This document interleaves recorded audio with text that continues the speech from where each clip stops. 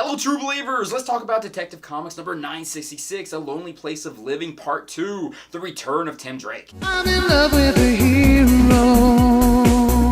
I'm in love with the one who will... Okay, before anything, we need to address the fact that even though Doomsday is on one of the covers of this issue, he's not a major storyline component. I mean, don't get me wrong, it is Doomsday. This is the character that literally beat Superman to death, but they're able to take care of him fairly easily. But the focus of this story is more so on the backstory of the future Tim Drake who becomes Batman, which we get to see that this future Tim Drake Batman is much darker than what we're used to seeing with Tim. We get a glimpse of his city and the way that he deals with his villains. But more importantly though, we get a small cameo of the Superman of his time. And it doesn't take much for the reader to guess that this has to be Kon-el, aka Connor Kent, aka the missing Superboy. This version of Tim was also taken out of his time the same way that younger Tim was taken. Older Tim explains to younger Tim the circumstances that took place that led him down the path that he's currently on. Well, vaguely he explains it. He doesn't give away too many details. Together they're able to get out of this prison and go back to Tim's world. But before older Tim goes back to his timeline, he tells his younger counterpart to make amends with Connor. This is where DC really shakes everything up because Tim Drake replies back,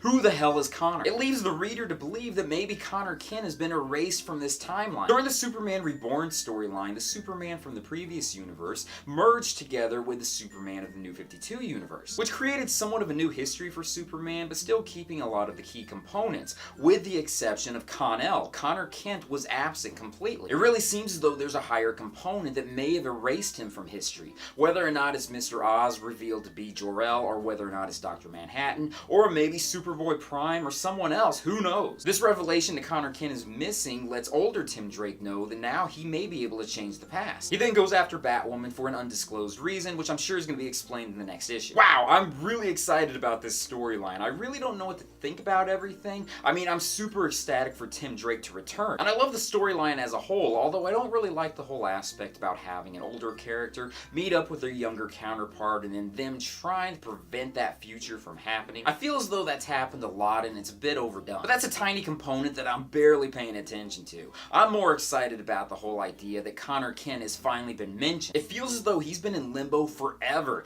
The New 52 version of Superboy, I mean, they totally destroyed his origin. But Chief Creative Officer Jeff Johns is a huge Superboy fan, so I'm really hoping that this is sowing the seeds for his return, possibly in the Doomsday Clock storyline. Or maybe sooner. I'm keeping my fingers crossed that we're going to find out more information. The story is great. I know I'm biased being that I'm such a huge Tim Drake fan, but still I'm really happy that his story is playing into the whole Rebirth story as a whole. I am figuratively dying to see a Tim Drake and Connor Kent reunion. Don't get me wrong, I also want Bart Allen, also known as Impulse, also known as Kid Flash, and Cassie Sandsmark, also known as Wonder Girl, to be a part of the mix, but still I figured the doors could be opened up with Tim and Connor starting it off. I'll end it at this point. I'm totally stoked about everything that's happened. I feel as though a Young Justice Rebirth needs to happen. DC is sitting on a cash cow. I know Rebirth itself, the whole storyline in the DC universe, is going to be ending in the next year, so I feel as though they need to get on this now. But let me stop there. Thank you guys for watching me in this video. If you made it up to this point, you are pretty fracking awesome.